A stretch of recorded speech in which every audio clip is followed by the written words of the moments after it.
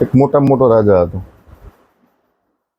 એ રાજાના રાજ્યની અંદર એક ગરીબ માણસ એ દરબારમાં જાય છે. દરબારમાં જઈ અને રાજાને પ્રણામ કરે.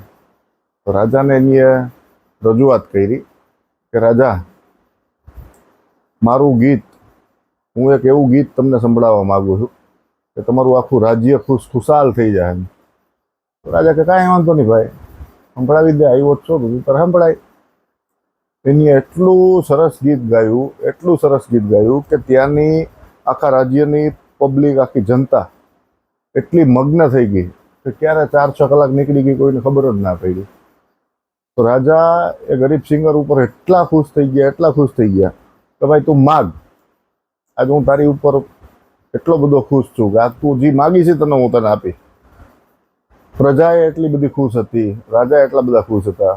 તો ગરીબ માણસે એવું કીધું કે નહીં રાજા, તમે જે આપશો ને એ મને મંજૂર છે. તો કે ના ના, તું માગી લે, તારી ઉપર ખુશ છું. તો ગરીબ માણસે એવું કીધું કે નહીં રાજા, તમે જે મને આપશો ને મંજૂર છે એમ. તો રાજાએ એને હીરા, મોતી, ઝવેરાત, એક ગામ દઈ દીધું, ગાયું દઈ દીધી. એટલા બધા રાજા ખુશ હતા. તો ગરીબ માણસ તો બહુ રાજી થઈ ગયો. બધું લઈને નીકળો બહાર. એના ભેગો એનો એક મિત્ર હતો. તો એને કીધું, ભાઈ રાજા તને કીધું 10 વખત રાજાએ કીધું કે ભાઈ તારી ઉપર હું ખુશ છું, તું તારે માગી લે, તારે જે માગવું હોય તને બધું આપી દેવા તૈયાર જ છું, તો તારે માગી લેવું જોઈએ ને યાર. તો કે નહીં ભાઈ, હું એક સાધારણ ગરીબ ઘરનો દીકરો, એક ગરીબ પરિસ્થિતિમાંથી નીકળેલો, તો હું મારી ઓકાત પ્રમાણે જ હું રાજા પાસે માગે. રાજાએ મારી ઓકાત બહાર મને દઈ દીધું, ઘણું બધું દીધું, ગામ દઈ દીધું, હીરા ઝવેરાત, ઘણું બધું આપ્યું, ગાયું. એટલે આજ મારી ઓકાત બહારનું મને રાજાએ આપી દીધું છે.